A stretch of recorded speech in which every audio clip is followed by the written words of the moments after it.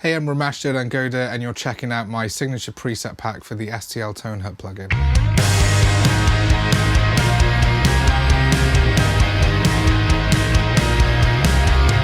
What people can expect from this pack is a large collection of vintage amplifiers. Some of these amps are highly sought after, and for me, I wanted to have them in a plugin that I could use on any session wherever I am.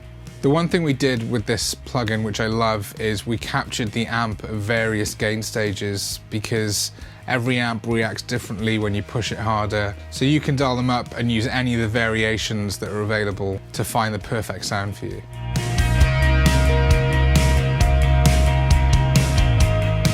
The great thing about it for me is just being able to click any of the presets and you have a whole new palette of sounds that you can use. One thing I particularly love is just being able to move the microphone inside the ToneHub plugin as well.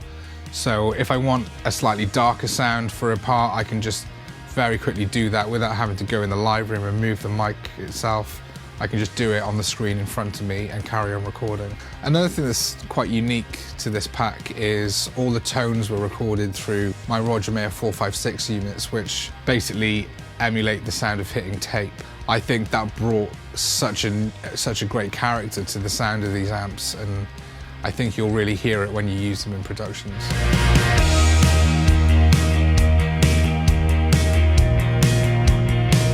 For anyone who's got the first pack, this really complements it, because where the first pack was kind of more focused on high gain sounding amps, this one is more vintage but with a modern twist on it. And I think between the two packs you've got such a huge library of sounds that I think suit any genre. Great thing about this plugin is I've done all the hard work, so you don't have to. You don't need to be going in the live room and changing amps out and trying all these things. They're all there in the plugin at a click of a button. What I love about that is when you're in a fast session or you've got to get sounds really quickly, it's all in front of you, and it's amazing for just auditioning sounds and finding the right one and getting on with the session. To me, the relationship between the guitarist and the amp is so important, because how that guitarist plays and how the amp responds is a huge part of any guitar recording.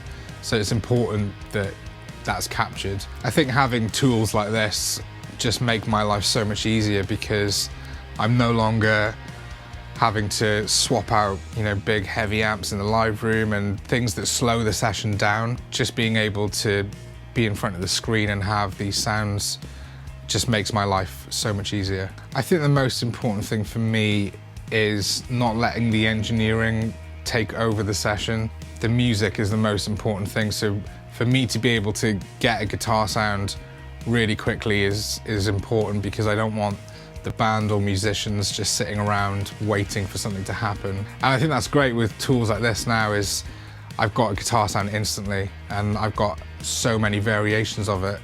It allows the creativity of the session to take focus, because you're not waiting around for someone to change a mic on an amp or anything. I used it recently on a guitarist I was working on, and we just loved the fact that we didn't have to stop to change any amps or any microphones. It just allowed us to focus on being creative, which was amazing, and it's something quite new to me to not have to stop and change things all the time.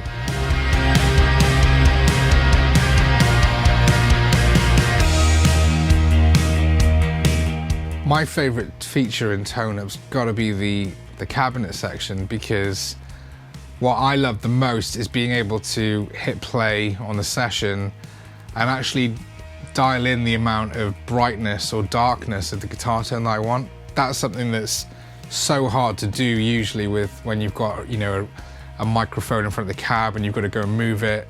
But this just makes that so much easier, because you can have the song playing and decide exactly how bright you want the sound to be in context of the track. When you're miking up a cabinet, there are different parts of the speaker that will give you a brighter sound or a darker sound, and it's like usually you'd have to go in the live room and move the mic around, and every small adjustment makes quite a big difference. But you can essentially do that in front of you now, in front of this, on the screen, which just makes it so much easier, because you can play the track back and decide exactly how bright or dark you want it by just moving the mic on the cabinet section. What's cool is you can change the angle as well, because it's not just about going left to right on the speaker, but the angle makes a difference as well, and that's been incorporated into the plugin as well, so you've got quite a lot of control, to be honest. I don't think this plugin is just for producers. I think it's an incredible writing tool, you know, for if you're in a band or you're a guitarist writing at home. I think it's like when you get a new guitar and it inspires you in that way to write a new song. I think it's the same with guitar sounds for me. When you get a cool sound and you're writing a song, and that can inspire so many new ideas. And I think just having that as a writing tool is just, you know, it's going to be amazing. I think the most valuable thing I've learned is I try and make every part of the recording sound as best as it can, because I think that as a musician, when you're listening back and it sounds a bit flat, it's not very inspiring. So I try and make, you know, once we finish the drums, I try and make the drums sound as great as they can, so that when you're putting the bass on top, it feels good. And right the way down to getting the vocals done, I like the track to sound pretty finished, because it then inspires the musician to, you know, it inspires a whole new performance from them. So that, I mean, that's something that I tend to focus on quite a lot, is it's just making every stage of the recording, you know, the playback sound as good as it can. When I'm getting guitar sounds, I'm usually listening to the song and trying to work out in my head where I think the guitar sound should go. And so for me, it's a lot of experimenting. It's trying different mics out and trying different amps out until we find that magic moment where, you know, me and the guitarist look at each other and we're like, that's it.